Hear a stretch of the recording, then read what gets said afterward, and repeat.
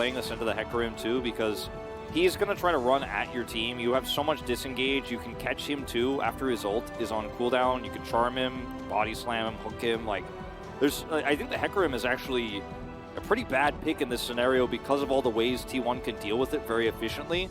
But you didn't have a lot of great options, you know? Yes, we are going to jump onto the Rift for match 50. NONGSHIM Red Force up against T1. And, you know, there's so much to talk about for T1. And, like, they are by far and above our strongest team right now here in the LCK. And we talked about how great the players are individually. And I think the big standout for me with T1 is how well they cross-map. If they are losing out on one side of the map, they're always getting something on the other.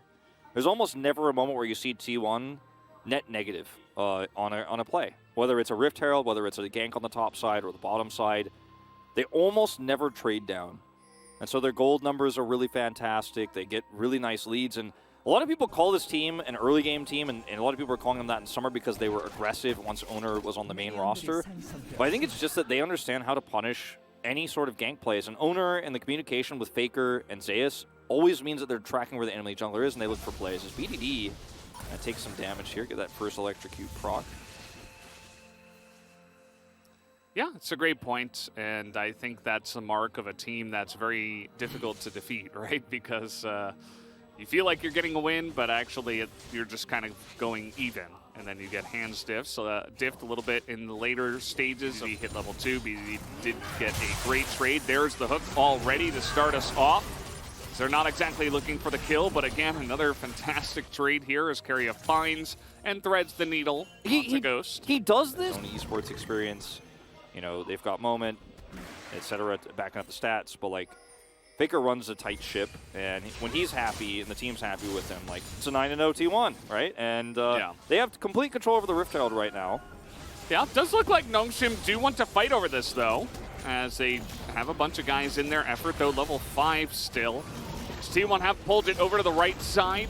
Effort and Ghost go over the wall. BDD's going to have to walk. Shock Blast hits, but it's not really doing too much damage this early on in the game. It's going to come down to the eye hit, and it's stolen away. The smite is there. Dread will pick it up and trot away with that one. There is no further engage for T1. Yep. Really nice patience here for T1, though. You know, we talk about this a lot, but T1 in summer last year, right before Worlds, would have fought for that 10 out of 10 times, and even if they gave them a redo, they would have actually tried to force that. But in this case, patiently back off, use the prio they had around the bottom side of that Herald fight to just turn this into a great trade.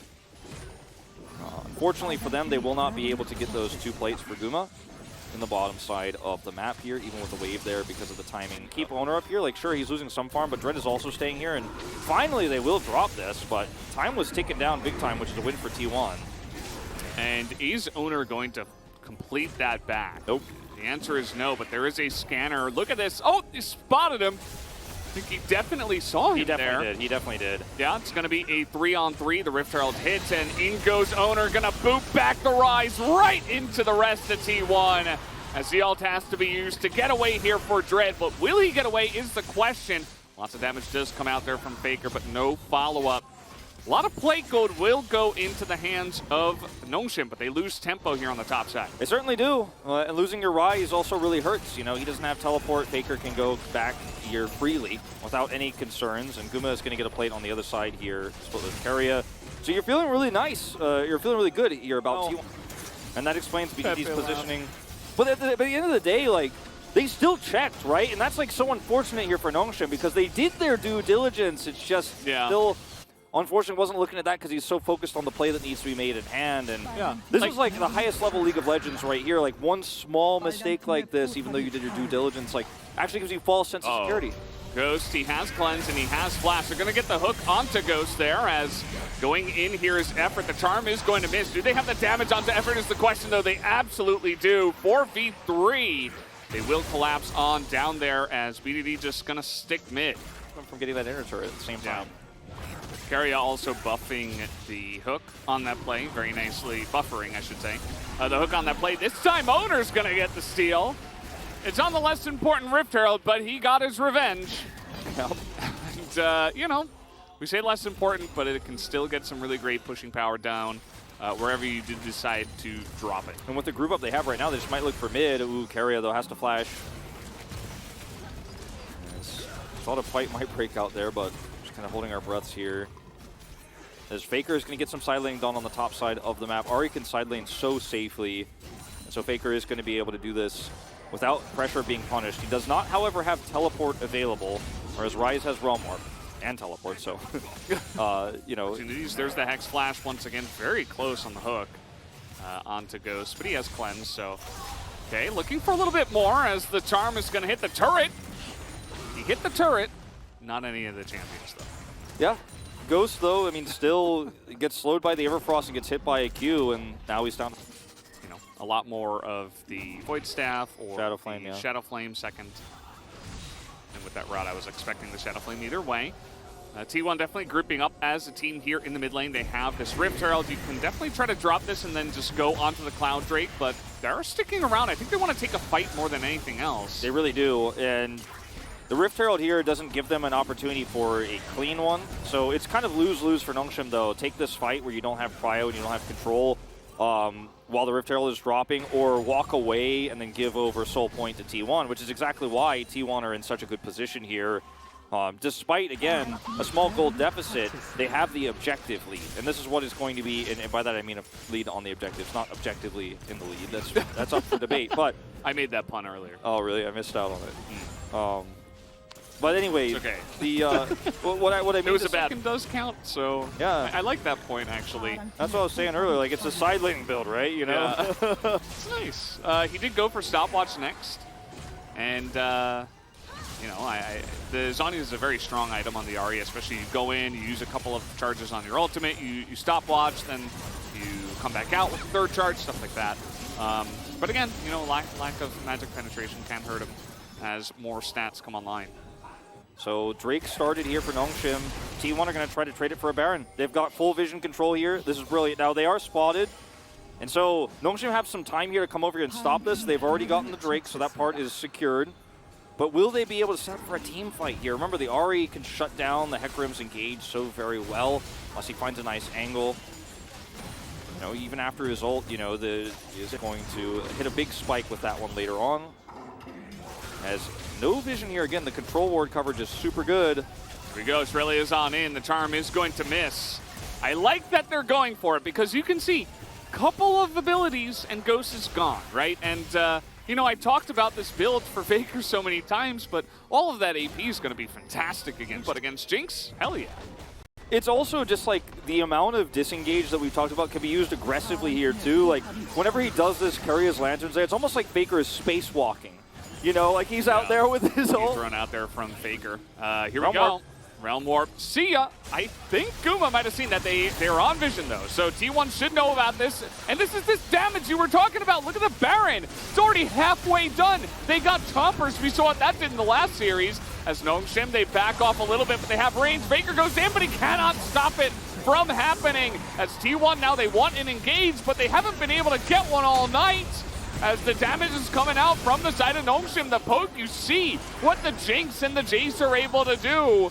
As T1, they're going to kill only the Jace, but the Baron goes into the hands of NONGSHIM. So the Ahri pushing bottom as well, but won't be able to get that permanent inner damage. And now NONGSHIM have full control over the map.